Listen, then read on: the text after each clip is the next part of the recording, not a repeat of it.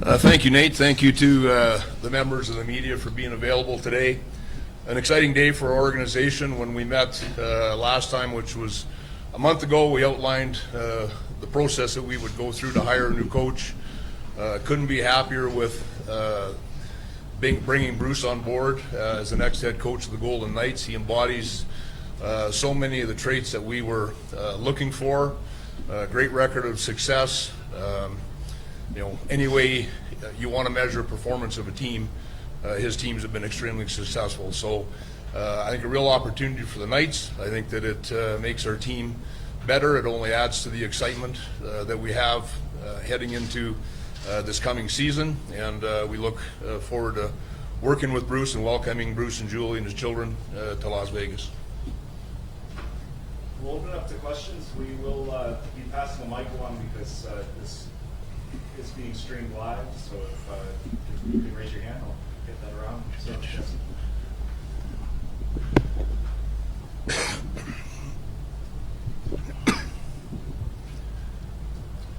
Hi, Kelly, Bruce. Jesse Granger with The Athletic. Can you just take us through the search process, what it was like? Obviously, Bruce was not even available when you started the coaching search, so can you kind of just take us through what the last few weeks have been like?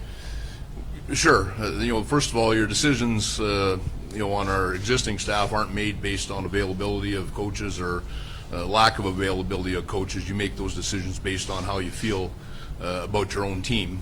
We didn't know at the time that this would happen with Bruce and that he would be available and become a candidate. We had, and I mentioned it last time, that we had the advantage of time on our side, that we would use that. We were thorough. We did not interview a long list of candidates. We were pretty specific about what we were looking for, what we felt the right coach for our team needed to be, and again, through that partway through that process, the decision was made in Boston, where Bruce was available and able to be contacted. We got permission from Boston, which is part of how that process works, and really it's 8 days or whatever it's been since this happened for Bruce, so a lot has gone on in a short period of time.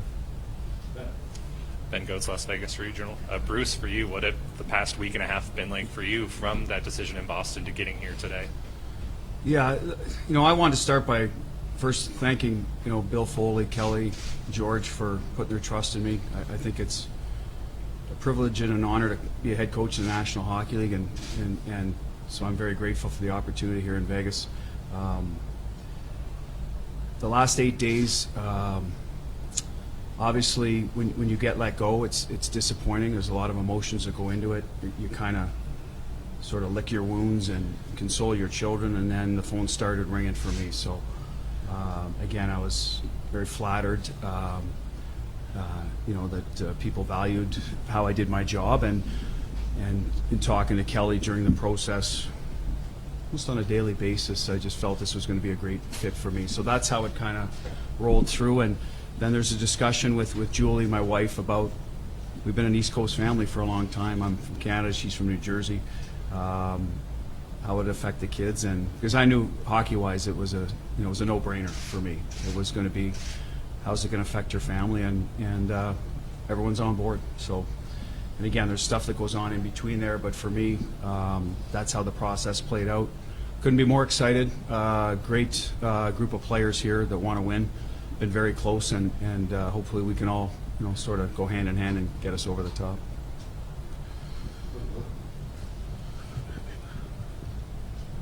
Willie Ramirez with the Associated Press. Bruce, obviously this team has taken the league by storm in the first 5 years. The owner made a comment, I think, before the first season, playoffs in 3, cup in 6.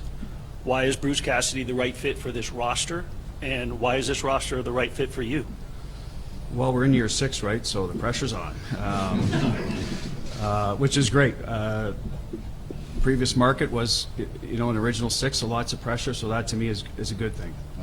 You want to be relevant, and you want expectations. So we're all aware they're out there, and we're here to fulfill them.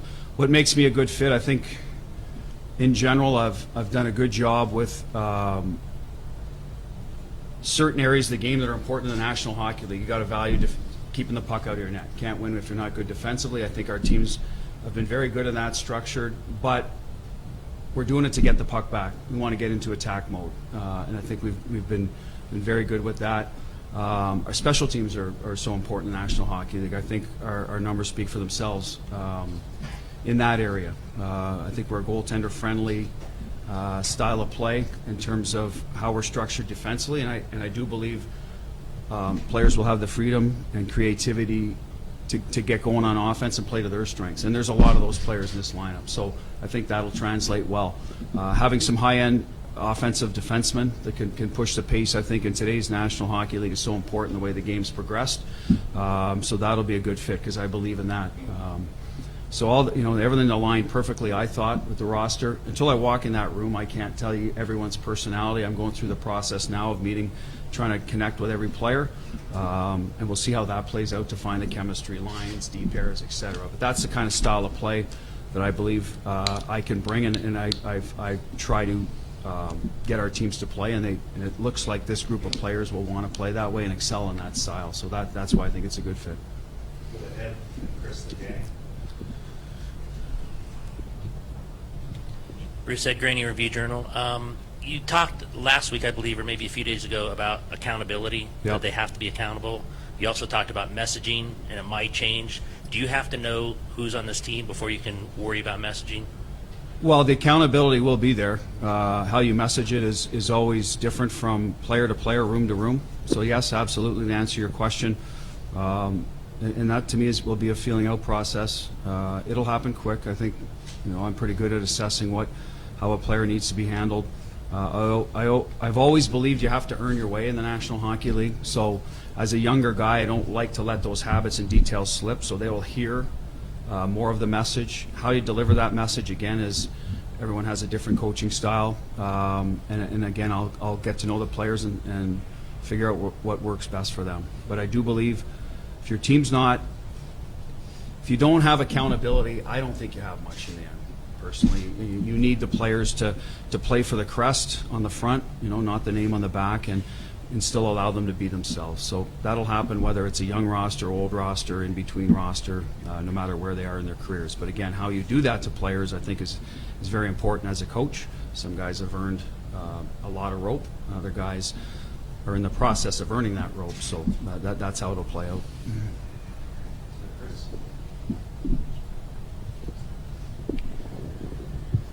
Chris Chapman, Fox Sports Las Vegas. Last season, a lot was made about this team with maybe not having an identity. I know you kind of touched on it a little bit with the accountability, but what type of identity do you want this team to have? We want to be hard to play against. By that, I mean team toughness, hard on pucks, value keeping the puck out of your net, value possessing the puck in the O-zone. Again, playing for the team first, sticking together, I think that's very important for any team. We want to be attack-oriented. We don't want to sit back. We're not going out there with hey, we're going to win a game 1-0 every night. I'm not. You have to be comfortable in close games, but we want to put teams on their heels. We want to score goals, but not at the expense of fire wagon hockey, right? So it's, check well, check as a group, be connected to get pucks back so that we can get going the other way and use our skill, because there's a lot of skill up and down the lineup. So that we want to make sure we take advantage of that, and players know that. But teams don't just give you the puck, especially the more you go into the better hockey clubs, into the playoffs. It gets a little more difficult, so you have to have those habits built in. So those are things we're going to try to do immediately to make sure that they're ingrained, and as the year goes on, it becomes automatic. Danny and Jessica. Danny Webster, Las Vegas Sun. Bruce, you kind of touched on it, but when you kind of look at this team from afar, how do you kind of evaluate, when you look at it last year or the last couple of years, what works and what doesn't work, and how long does it take for you to kind of put your own spin on what you want this team to look like? Yeah, that's still a work in progress. I mean, obviously we see Vegas twice a year. They came into Boston this year, and we weren't very good, and they were excellent. So was it, how was it? But that's when I saw a team that could, I think health has been discussed a lot with the team. I can't remember exactly who was in and out, but they looked like like a great hockey club playing good hockey. We came back in here late in the year. I can't speak to how Vegas played. I know we'd found our game, so we looked a lot better. But what I see from Vegas is a lot of guys that can finish. I see guys that have been through some playoff series that know what it takes to get there. I've seen Alex and Petro win a Stanley Cup, so they are guys with experience. I saw Petro a little too closely, to be quite honest with you. But so they have guys that have been there and done it. And there's guys that are still learning the process. Jack Eichel, he's a guy that, that's a high-end hockey player that is still learning how to win and play the right way, so to speak. So, again, I'm not going to go through all the aspects of the Golden Knights, because I think I want to see it now that I'm a Golden Knight to speak as a Bruin. I don't think that's fair to the players in the room or previous coaches. All of that. That's disrespectful. But what I see right now is a team that definitely went. Health obviously matters to every team that is strong at every position, and we got to make sure we get them to play to their strength. Go to Ben, and then back to Kevin and Chris. Almost.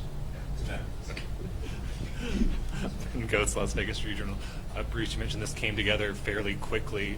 Was there ever a doubt in your mind that you wanted to coach again this year? And then you also mentioned, you started talking daily with the Knights. How quickly did these conversations start? No, I when I got the news, people reflect obviously, but I wanted to go right back to work. I think I'm a young guy. I love coaching. So that was a conversation I had with Julie very quickly. Hey, it's got to be the right fit for me, right fit for the team. Okay, so that's an obvious, but no, I was going to try to pursue opportunities right away. And then, as I told some people, I just got tired of being out of work, so here we are. It was like someone said that to me. I was like, that's a good one. I'm going to use that. So, Ben, I'm using it on you. We'll get Jesse on our way back to Kevin. Jesse Granger with The Athletic. For both of you, where are you in terms of putting the rest of the staff together? Are there any names that you already have in mind, and how quickly do you expect that to happen? That's the next order of business. A lot has gone on in a short period of time with respect to Bruce's hiring. We met last night, threw a little bit of that around, had some discussions. We're going to work on that again today. Bruce has some names. I have some names. We'll begin on that here shortly. Yeah, to echo that, we're going to huddle up and go from there, and we'll make it work. Bruce, Kevin Bollinger, Fox 5 Las Vegas. You worked for George McPhee 20 years ago. Obviously, that did not end well. Was there any trepidation for working for him again? And how are you a better coach now than you were back in the early 2000s? Yeah, no, I told George I'm going to get it right this time. I've had a lot of experience between now and then, and I don't want to revisit all of that, but I've always respected George. He gave me my first head coaching job in the National Hockey League, so I'll never forget that. We've continued our relationship over the years when we've run into each other, and I think it's always been cordial, always been respectful. So that's where I'm at with George. I did not know Kelly, and now we've had a lot of interaction. I think we're like-minded thinkers. We talk hockey already a lot, so I'm looking forward to it. Again, can't say enough good things about George. A lot of respect for what he's done throughout the National Hockey League and specifically here in Vegas. So, like I said, very excited about it. And I don't know if I answered the second part of your question. Was How are you a better coach now Oh. than 20 years ago when you got your first shot? Yeah, I think when you're in this business for that long, you should become better, or you're not going to move on, right? You use your eyes and ears to your advantage. A little more comfortable in my own skin, walking into a dressing room with elite hockey players. When I walked into Washington, I didn't have an NHL career as a player. It was my first NHL job, so there's a little bit of that sort of getting to know, whether it's awe or intimidation, some of the guys, or uncertainty. And, I was confident, but there's still those factors. Now, being in a dressing room with some future Hall of Famers and Chara and Bergeron and who knows how many others, there's just more of that comfort factor and being through the league and understanding what it takes to win, right? We've lived it a little bit. I have now in Boston. I think I have a pretty good handle on it. We're always going to grow and get better, have to get better as coaches, but that would be the difference from 20 years ago. If I could just add, Bruce's path was intriguing for us when we look at him as a candidate, and to go from being an NHL head coach, he went back to the Ontario Hockey League, coached junior hockey. First job back in pro, if I remember it correctly, was an assistant coach in the American Hockey League. So For me, that's paying your dues, getting better every day, and turning yourself into a real elite coach. Where a lot of people wouldn't have been able to persevere and find their way through that. Bruce, Chris Matthews with the CBS affiliate here in Las Vegas. Can I ask you about that fine line between kind of a gut feeling and analytics? I know you once referred to the analytics as a nerd guys, but Oh boy, is that but you going to need follow both, me don't around you? all the way to Vegas? But I mean, isn't there a fine line between the gut feeling and going off of analytics? Yeah, And I think. how do you approach that? I think I value analytics. There's good data there. How you use it's probably the biggest point of discussion with your staff or with management. I don't get into analytics with players. I think that's not my approach. I'll use it to see pockets of part of your season. If you get enough data, say a 10-game segment, and you see something in these analytics where your team is trending the wrong way or the right way, that's when I use it. Okay, we got to correct this. This isn't, my eyes are seeing this, but this is really backing it up. So I think it's a little bit to prove what you're seeing, or in some cases maybe disprove what you're seeing. So that's how I look at analytics. I think they can tell you about your hockey club, but it doesn't tell the whole story because there's going to be certain, as I told the nerds, so to speak, these columns they keep creating.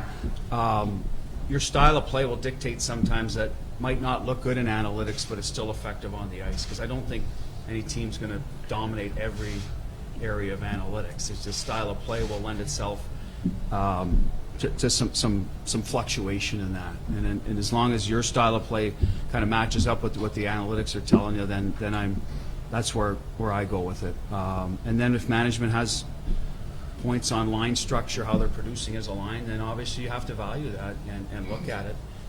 And then you go to the line, it's like, well, I really don't mesh with that guy. You're talking to the players. Well, the analytics say differently. So, and then you got to sort through it there. Well, what do you go with? And that's where you get paid to make the right calls in those. If I could just follow up also with you've probably been to Vegas, 12 times because you meet with them, 6 times? You 6 come here months a year, yeah. No, the what do you call it, bubble we missed, and trust me, our players were upset. They like to come here. So. They know us. When the schedule comes out, there's a few places they're looking for. So anyway. They circle Vegas? Yeah. What are your impressions when you rolled into Vegas and you've seen the atmosphere and the feelings and the vibe of Vegas? And well, the first thing you land, you're on the Strip, right? So. For a kid from Canada that, didn't really spend much time here, that, you see the people and everything, bright lights and all that's going on. And then you walk I like to walk to the hotel we're at, walk to the rink, and I wouldn't call it like tailgating specifically, but there's stuff going on outside the arena, so you can see that the fans are into it, the electric sort of atmosphere. And then once you get in the first couple times, the pregame show, we're all watching it, and I just tell it's quite a vibe in here. Now, what I'm starting to experience is get outside of that, get out here, and now you're seeing a different part of, truly probably the communities, et cetera, outside of sort of that strip, and that's real appealing to me. Like I said, I have a young family, and you want to be part of a community, and so that's the part I'm going to get to know even more in the next couple of days that really excites us. Jesse Merrick, NBC Vegas. Kelly, what do you think fans will see, from this coaching staff that's maybe different than what they've seen some previous staffs over the years? Well, I think the fans watch the games and see what they see on the ice. That's what they care about. I don't know that they come to watch the coaching staff. I think they're going to be really impressed with how Bruce's teams play. We think the makeup of our roster lines up with Bruce's strengths. We think that, as I touched on the last time I did media, that we're going to be a really hungry team in the fall with something to prove. And the question earlier about the identity, I know that was talked about by our players at the end of the year. I know it was talked about by Pete, myself. The identity hasn't vanished. We had a year where it wasn't what it had been the previous 4 years. It's not going to be hard for us to get back to that, for Bruce to put his stamp on that. I think you'll see that happen very quickly, and we've got the best fans in the league. They love an up-tempo game. They love an attacking team. They love physical play, scoring chances, all the things that you want to see your team do. Willie Ramirez with the Associated Press. Kelly, you guys talked about the staff and now working on that. With respect to the becoming salary cap compliant, now that you have a coach in place, do you start with looking at what Bruce's style of coaching, these guys will fit, who might be expendable, or do you start with crunching numbers first, and will he be a part of that? Completely independent challenges, the coaching, the staff, that's all independent of the the makeup of your roster, your salary cap. It would be unrelated to overlap those two ideas. Hey, Kelly, you talked about at your last press conference like a new, fresh voice. Bruce just said you haven't known each other that long between the both of you, but what do you suspect that voice will be given what you know about Bruce now, and what do you want it to be? Well, I feel more excitement for the coming season, and it was one of the things that I did talk about. We had certain things that happened. Our team missed the playoffs. We talked about the importance of some of our players recharging. Some of the injuries that had carried through the season, needing some time, some surgeries that took place, and just I believe I touched on it when I spoke about it. It felt like a new voice, the right new voice, might add to all of that, and that's I guess a month later, here we are. Feel very strongly that that's exactly what has happened and what is going to happen, and that was our objective going into this process, that we would come out of it feeling like we do about our new coach here today. Danny Webster, Las Vegas Sun. Bruce, you mentioned your former captain, Patrice Bergeron. Now you come here to a situation where your captain here, Mark Stone, kind of a similar player, Selke finalist. Just how excited are you to work with Mark and kind of see the similarities between him and Patrice? Yeah, I mean, I saw him in Ottawa up close. I know what he's capable of. Had an opportunity to talk with him briefly about where he saw the team and sort of a little back and forth on that. So he's very dialed in. Going to be healthy and ready to go. I think that was one of his main focuses as well. So he can give his best and put his best foot forward and be the voice in the locker room. Sometimes when you're injured, it's a little more difficult, right? You're just sort of looking after yourself. So I think that's important to him as well. And like I said, we want to be a good two-way hockey. I think those are when you can play 200-foot game and be a threat on offense and be responsible defensively, and that's up and down your lineup. Those are the best hockey clubs. And Mark fits that category. And if he can instill that mentality that we're going to attack when it's time to attack, and we're going to work hard to get the puck back so we can get back on the attack. When you have a leader sort of saying the same voice as the coach, I think that's when things run really smoothly. So I'm going to have to earn the players' trust, including Mark in that area. That'll be step one for any coach, and specifically for me, being new to the hockey club. So again, I'm looking forward to the challenge, and I think he just wants to get back playing. It sounds like Mark's he's just a hockey player, and he wants to play hockey, and that's where his mindset is right now. Once September rolls around, hopefully he's in that position and we're up and running. Because I think he'll pull the players along from what I've seen him play on, how he's played on the ice. Ken Bolke, Cinnamon, Vegas for Bruce. You're now the team's third coach in 6 years. I'm wondering if that kind of how quickly they've gone through coaches have played any impact or role in deciding to come to Vegas, and then if you can comment on how long your contract is here. Contract will be in-house. We'll keep it in-house. I was, like any coach, trying to get some security. I will tell you, I'm exceptionally pleased with my contract. There's no issue there. And as for the other coaches, Turk and Pete, I've got to know them a little bit over the years. Two excellent coaches doing good jobs in the league, but I thought I did a good job in Boston too, and here I am. So it's part of the business. So no, that did not factor into it at all. I think what factored into it is discussions with Kelly on a daily basis. Where's the direction of the team? What are you looking for? And then I've sorted through, well, is this a good fit for me? And I said, my family as well. That's it. That's the only things that factored in. I want my name in the Stanley Cup. That was a conversation, and I believe this team has the ability to do that. And if I can take care of business, then then if they make a decision, then that's entirely up to the organization. But to me, if we can take care of business, everything will fall into place. And that's where mine's at. I'm a coach. That's what I got to do. That's what I get paid for. That's what I'm responsible for. So that's my thought process. Chris Chapman, Fox Sports Las Vegas. You kind of answered it a little bit there in that last answer, but I think you were out of work maybe 6 days. So when you surveyed the landscape, what was it that really stuck out about maybe this organization, this city, this franchise, maybe the ownership, that really made you say, this is where I want to be and this is the ideal fit for me? All of it. All of what you just said.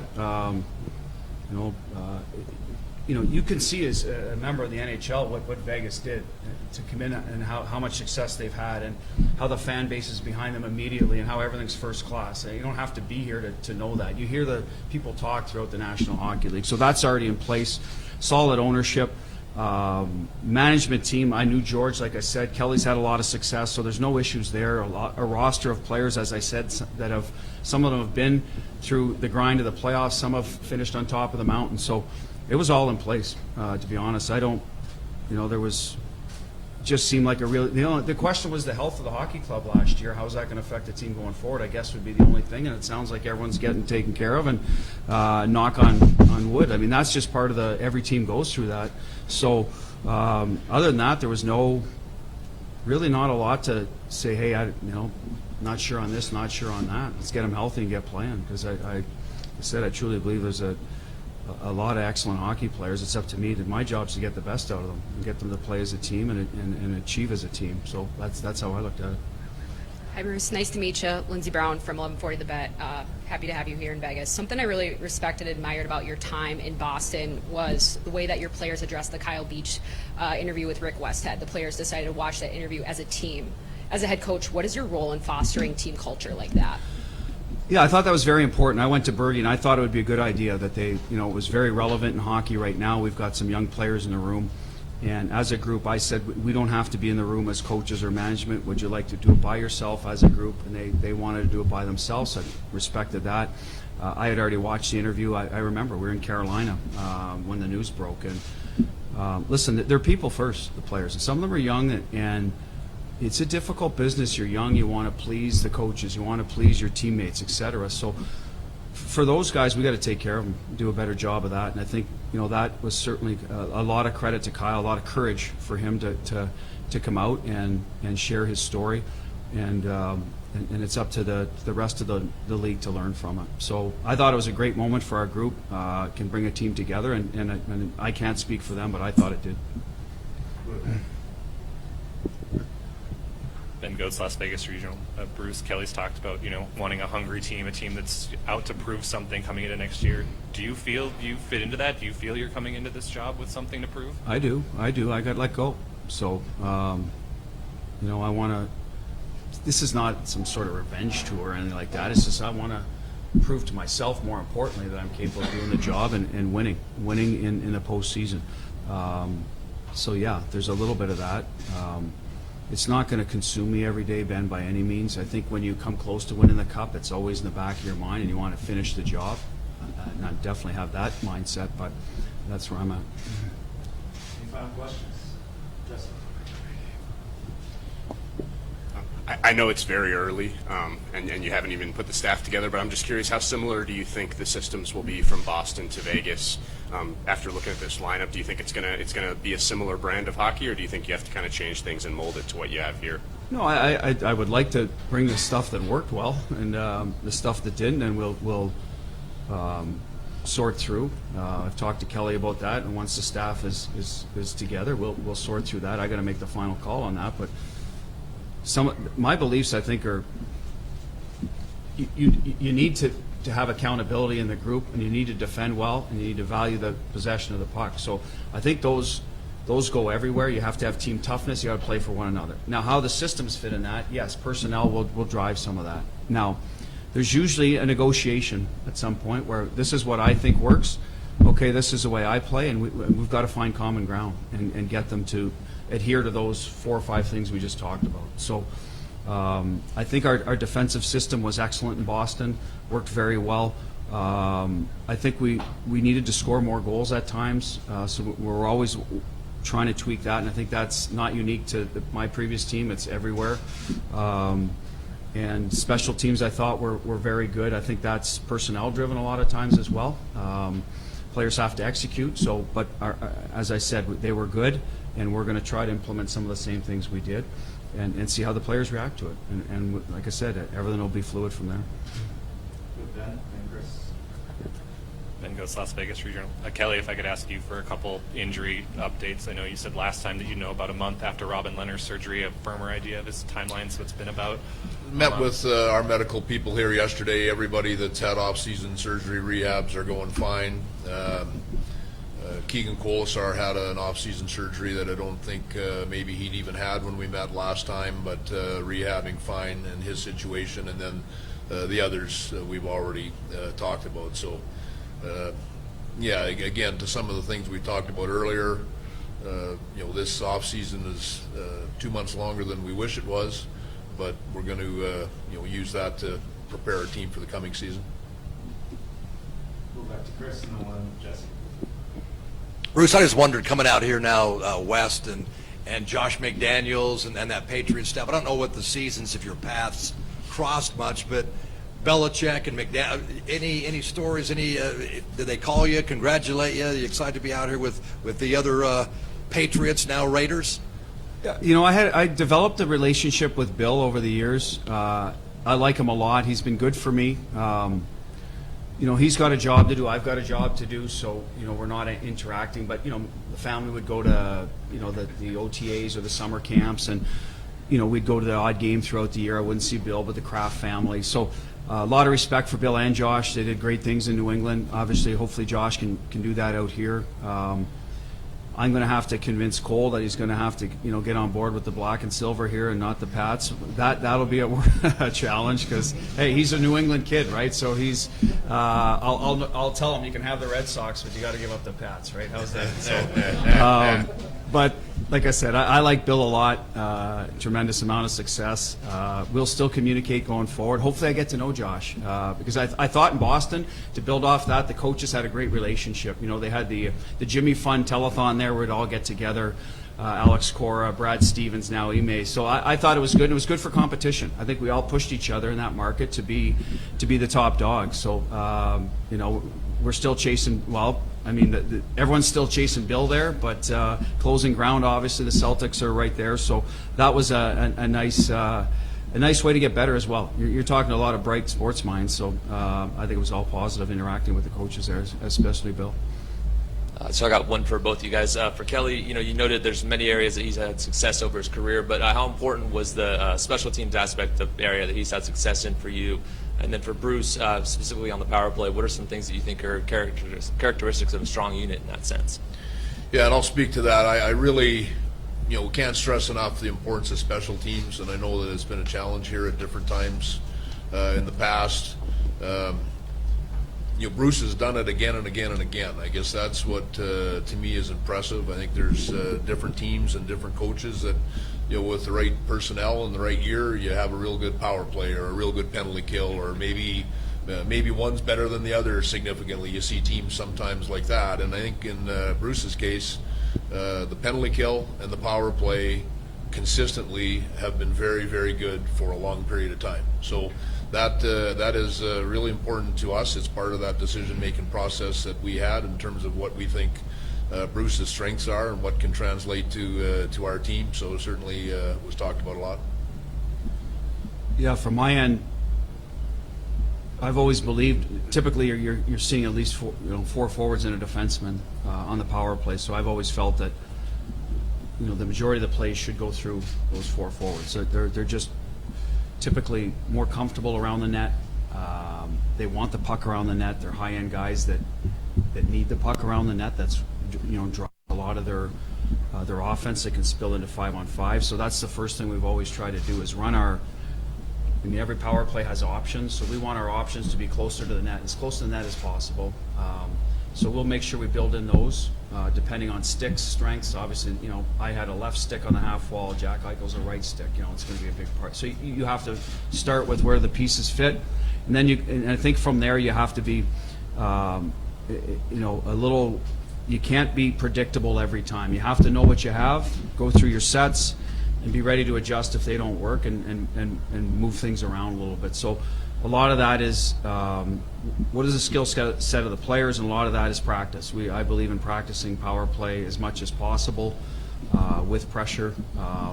So that's how I've tried to do it over the years. There's entries, there's face-offs, there's other things, but as you can tell, I like the power play, so me and you could chat here for half an hour. I'm not sure these guys are going to like it, but at the end of the day, that's our mindset a little bit. Attack mode, but from lower parts of the ice. So you have to make sure your D's on board. If if it's used to running through Petrangelo or Theodore, they have to make sure they're facilitators as well, and maybe not as much of a shooter. So those are all things that you go through.